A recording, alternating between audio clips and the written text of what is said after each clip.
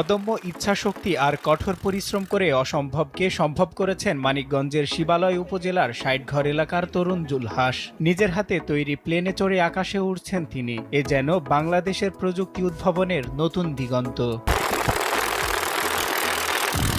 শৈশব থেকেই বিজ্ঞান ও প্রযুক্তির প্রতি ঝোঁক ছিল জুলহাসের। ২০২১ সালে প্রথমবারের মতো রিমোট কন্ট্রোল প্লেন দেখার পর তার মনে নিজের হাতে প্লেন বানানোর স্বপ্ন জাগে। তার বাস্তব রূপ দিতে শুরু হয় নিরলস গবেষণা।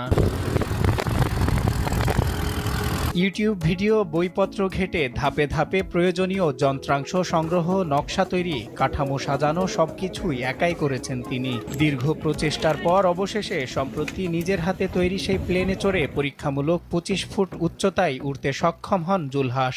আমার এই বিমানে আপনারা যা যা দেখতে পাচ্ছেন এর একটা জিনিসও বিমানের না, সবই কোনো না কোনো অন্য কিছুর জিনিস, যেটাকে আমি মডিফাই করে এখানে ব্যবহার করেছি। আমি আমার বয়স আনুমানিক ২৮ বছর। তো আমি ২০১৪ সালে এসএসসি পাশ করি। এসএসসি পাশ করার পর আমার আর্থিক সমস্যার কারণে পড়ালেখা বন্ধ হয়ে যায়, আমি আর উপরে পড়তে পারি নাই। তো তারপরের থেকেই কর্মজীবনে ছিলাম। বিগত দিন আমি কর্মজীবনে ছিলাম, আর গত ৪ বছর যাবত এগুলো করতেছি, প্লাস কর্ম করতেছি। আমি পেশায় একজন ফায়ার টেকনিশিয়ান।